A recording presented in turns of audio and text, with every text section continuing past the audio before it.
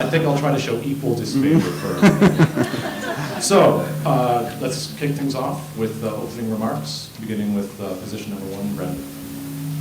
Thank you very much. As you've heard already, my name is Brendan MacNeill, and I grew up in Caribou, Nova Scotia, a small fishing and farming community on the Northumberland Strait. I'm here today to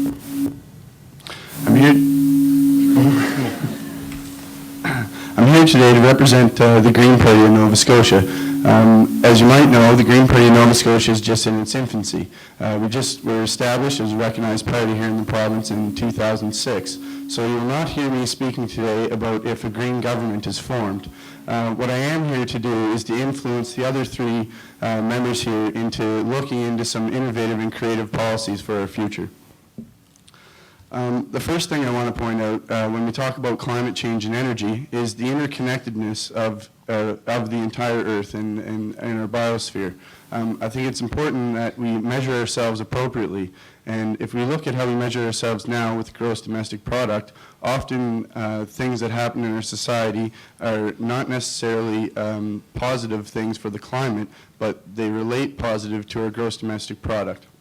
So I think the first thing to point out is we need better plans and tools for how we look at ourselves. And in the Green Party Nova Scotia platform, you'll see that we suggest using a genuine progress index, which has been lobbied for by GPI Atlantic. You can find it at gpiatlantic.org. And the genuine progress index has 6 main categories: living standards, population health, time use, community vitality, education, and environmental quality. With this index, we can better measure ourselves as Nova Scotians. Also in the Green Party platform, you'll find 3 pages on natural resource utilization and protection. Also 1 page on clean air, 2 pages on climate change, and 2 pages on energy security. Thank you very much for your time.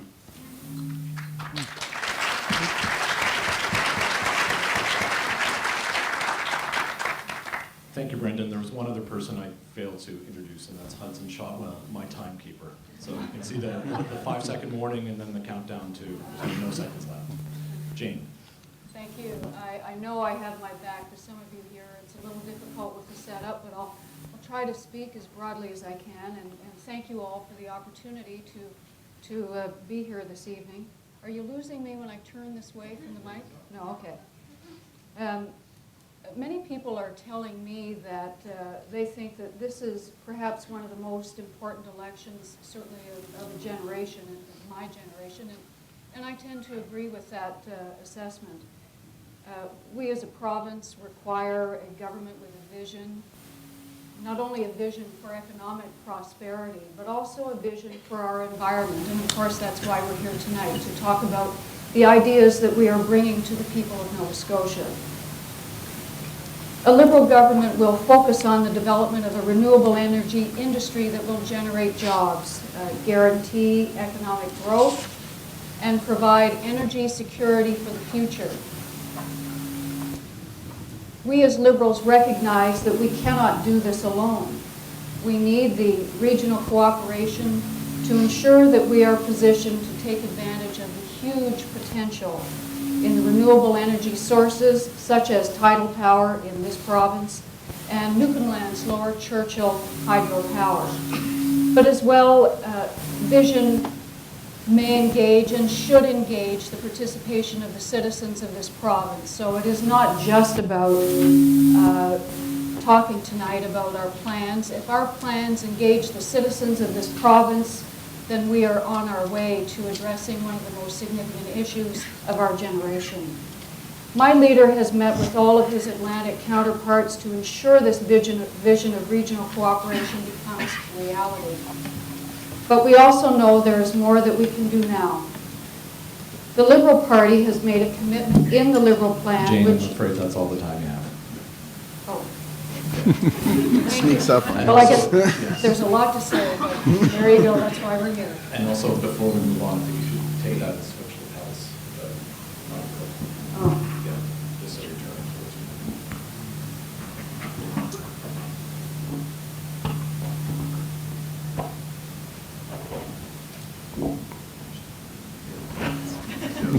Oops.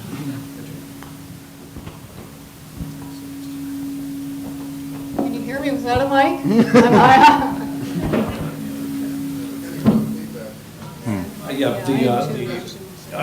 I apologize, this is being run by volunteers, as Mark said, and we're doing the best we can. No, that's being run by Dalhousie. Okay. Highly paid volunteers. I'm going to try without a mic. Can you do a test without this mic? I mean, it's going to be feedback. Well, I think we'll try the introductory remarks with the amplification, then we'll go from there.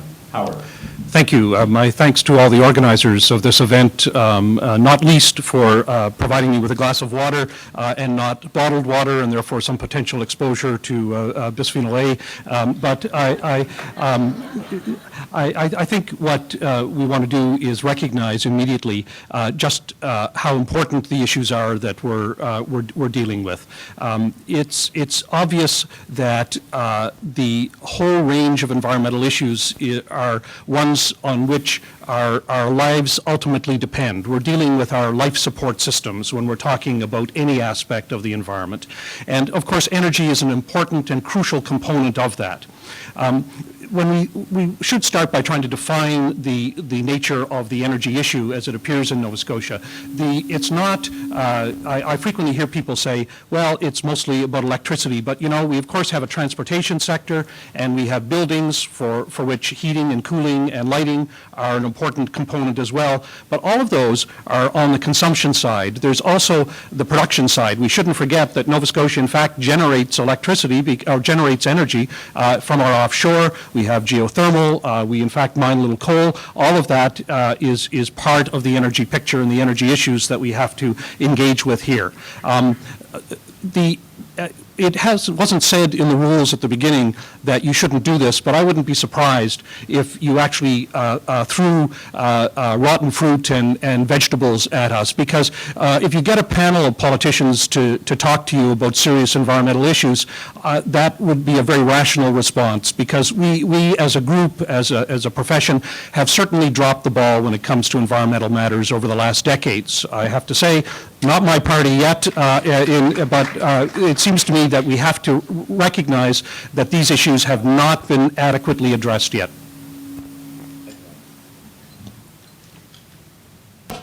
Is the sound a little better?